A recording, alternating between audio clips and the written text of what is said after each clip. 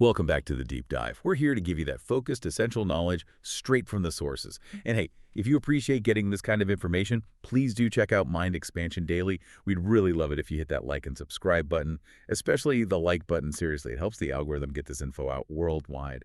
And look, if you find our analysis useful, maybe consider buying us a coffee. The link's right there in the description.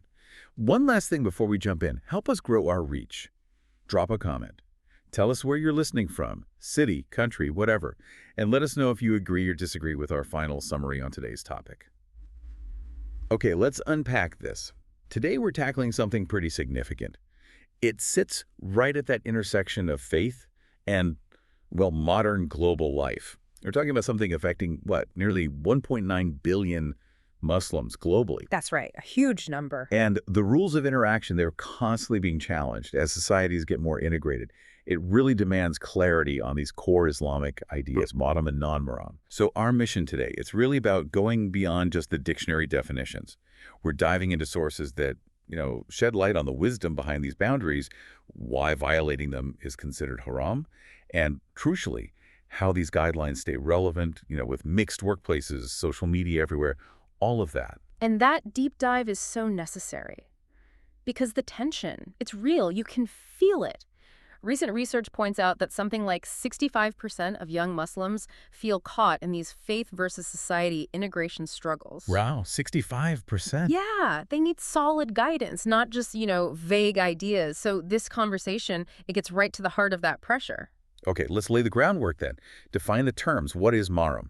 Simply put, a mahram is someone you're permanently forbidden from marrying. Exactly. Permanently. And this is clearly laid out in the Quran. Right. Chapter 4, verse 23 mainly. It's about preserving the sanctity of the family, parents, siblings, certain in-laws. It basically creates this inherent zone of safety and trust, no ambiguity there. Right. So then conversely, a non-mahram is, well, anyone else. Yeah. Anyone potentially marriageable. Precisely. Colleagues, most friends, people outside that immediate family circle. And because that potential for marriage exists, Islamic tradition calls for specific boundaries in how you interact. Okay. And the wisdom here, it's not about stopping interaction altogether, not at all. It's more about managing, let's say, the potential for temptation or emotional entanglement. Which leads us right to where a lot of the confusion seems to happen. We see it online all the time, people asking, why can't I just chat normally? What's the big deal? Mm-hmm. And the stats kind of back this up, don't they? Sources suggest, 60% of Muslims maybe misunderstand the specifics of non-mahram interaction rules? Yeah, there's definitely a gap in understanding for many. And what's fascinating here is how institutions like, say, Al-Azhar explain the reasoning. The common misconception, like you said, is that these rules are just restrictive, punitive even. Right, like they're just trying to make life difficult. But the sources, they're really clear. The main goal is purity and prevention. Think of it like moral architecture, building safeguards. That framing is important. So why is casual interaction with non-mahram, beyond what's necessary, discouraged? The core teaching seems to prioritize modesty, right? Quran 24.3031 is often cited. Yes, modesty for both men and women. And the goal is avoiding zina, fornication, or adultery, but not just the act itself, but kind of heading off the small steps that might lead there. Exactly. It's about blocking the pathways, those seemingly harmless interactions that can escalate. And this is where we hit a really stark statistic from the sources. A major study apparently found that a shocking 90% of illicit relationships didn't start with some big dramatic move. They started casually. A simple chat, maybe an inside joke at work, sharing something personal. And that's the key insight, isn't it? Islamic guidance isn't really focused on judging the final outcome so much as managing the process. A risk management system. You could call it that. A profound one. It basically says, look, if serious problems often start with simple, casual chats, then the smart thing, the wise thing, is to manage those casual chats carefully. So the rules protect dignity, build trust, keep relationships clear, either professional or familial. Precisely. Avoids that ambiguity. Okay, but that preventative approach faces huge challenges today. Let's talk about the modern workplace. That's a big one. Oh, absolutely. A major tension point. Global stats show around 70% of Muslims work in mixed-gender environments now. That's the norm for many. 70%. Okay. So interactions are unavoidable? Completely. And it brings specific conflicts. Like you mentioned the handshake earlier. Yeah. In, say, 40% of Western workplaces, it's just standard professional courtesy, expected. Right. Yet maybe half of Muslims in those situations feel real pressure to conform, even if it potentially goes against their understanding of these boundaries. So if that's the norm, how do you navigate that? You don't want to seem rude, but you also want to adhere to your faith. It seems like a direct clash. It definitely requires navigating with care. And this is where Islamic jurisprudence, fiqh, shows its strength, its nuance. The guidance emphasizes maintaining professionalism, always. Okay. So the solution usually isn't just, complete avoidance or awkwardness. It's often about strategic communication, finding alternatives. Like what? Maybe a polite nod, placing a hand over the heart while explaining briefly if necessary. It signals respect while maintaining that physical boundary. It takes confidence, sure, Yeah, I can see that. but it reflects the principle: integrate professionally, respectfully, while upholding your faith. Okay, now add the digital world to this mix. Social media. Oh boy, exponential complication. Right. Like 80% of Muslims are on platforms like X, Facebook, whatever.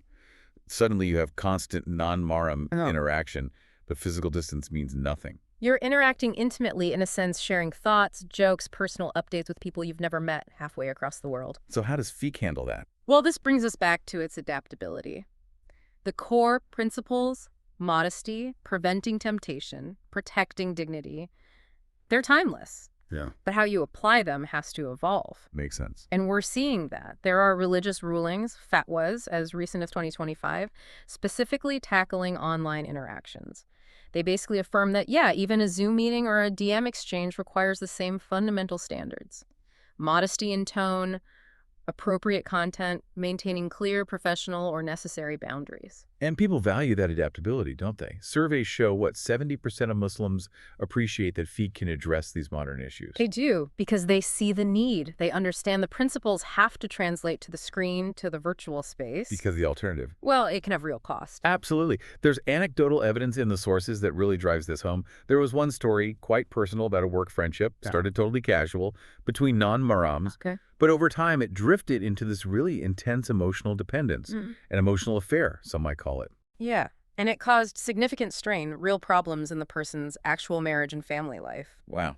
And that's what some scholars call soft zina, that emotional overstep. Exactly. Something that could likely have been avoided if those initial boundaries were clearer, more consciously maintained. And it's not just personal fallout, is it? It affects the community. Big time. Survey data suggests 70% of Muslims feel that inappropriate interactions damage reputations and erode trust within the community fabric. Camp Rushlee. Around 40% report direct emotional consequences: guilt, anxiety, family arguments, things like that. So these guidelines, they're not just abstract rules, they're tools for social well-being, really. Okay, so this is where it gets really interesting, moving from the why to the practical how. What do the sources suggest for actually doing this in 2025? The first one is pretty foundational: lowering the gaze. Comes straight from the Quran. And it's not about, staring at the floor constantly. It's more about consciously managing your focus, right? Yeah. Not letting your eyes linger inappropriately. Exactly. It's an act of self-discipline. And interestingly, studies cited suggest it can actually reduce the initial spark of temptation by 50%. 50%. That's significant. It's a psychological tool. It is. And it pairs directly with the next point: modest dress. For both men and women. Absolutely. And this isn't just about fulfilling a religious duty. It functions as a social signal, too. When modesty is observed, sources say 80% of people report feeling more respected in professional or public interactions.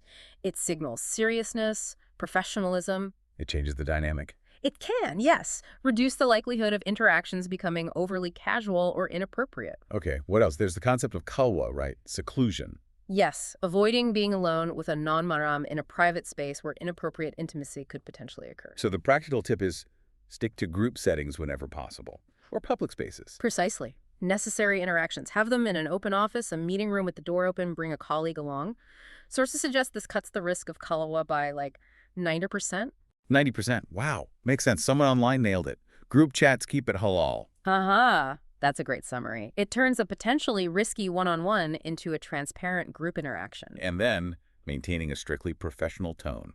Keep it task-focused. Essential in emails, calls, meetings. Keep the communication clear, respectful, and centered on the necessary purpose. And finally, seek knowledge. Know that fiqh is evolving, that scholars are addressing these modern questions. Look for reliable fatwas. Absolutely vital. Don't guess, seek clarity. Now, if we connect this to the bigger picture, adherence isn't uniform everywhere, is it? There's huge cultural diversity. No, a massive diversity. Fiqh provides the principles, but how they're applied varies hugely depending on local culture and context. You see stark contrasts, like the sources point to traditional Gulf states where maybe 90% practice quite strict separation in many public spheres. Okay. But then you look at Muslim communities in the West, and maybe 60% adopt more relaxed, integrated interactions, navigating those mixed environments daily. And even scholarly interpretations differ slightly. Yes, within mainstream Sunni Islam, for example.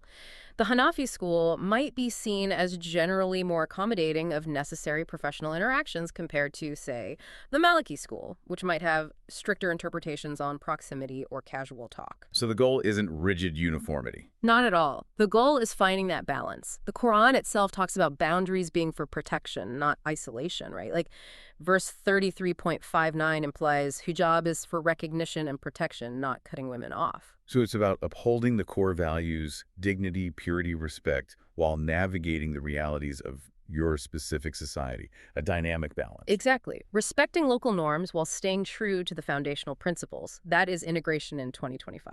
And when that balance is struck, when boundaries are cleared, there are real benefits, right? It's not just about avoiding negatives. Absolutely. Shift the focus to the positive outcomes. Sources show that in cohesive Muslim communities, something like 85% cite the observance of modesty and clear boundaries as a key factor contributing to that social unity and mutual respect. It builds stronger communities. It seems to, yes. And even in interfaith settings, which are increasingly common, Yeah. around 60% report better, clearer relationships when Islamic boundaries regarding interaction are respectfully communicated and consistently maintained. So modesty and clear boundaries actually facilitate understanding rather than hindering it. In many cases, yes. It removes ambiguity. Everyone knows where they stand. It becomes a form of mutual respect. So what does this all mean? Let's wrap this up. It sounds like these non-mahram boundaries, at their heart, they're about preventative protection and maintaining emotional and spiritual purity. Mm-hmm. They're a blueprint, an adaptable one, for navigating this complex, globalized world we live in, not about punishment. Well put. Adaptability is key. And that figure, 70% of Muslims valuing adaptable fiqh, that really underscores it. Embracing modesty and clear boundaries isn't a weakness. It's presented as a strength for building a respectful future. Which leads to a final thought, something for you, the listener, to really mull over. We've talked about 2025 fatwas addressing virtual meetings, already a relatively new frontier for interaction. Right. So, think further ahead. How might this core Islamic value of professional boundaries, of protecting dignity, continue to evolve and adapt? Think about completely new forms of digital communication, fully immersive virtual reality workplaces, for instance. Digital avatars maybe becoming our primary professional presence. Wow, yeah, that's a whole other level. It is. How will fiqh, in its wisdom, address that? How do you maintain these principles of dignity and trust when the interaction isn't even on a screen anymore, but in a fully simulated space? That concept of dynamic, adaptable jurisprudence facing entirely new realities, that's definitely something to think about.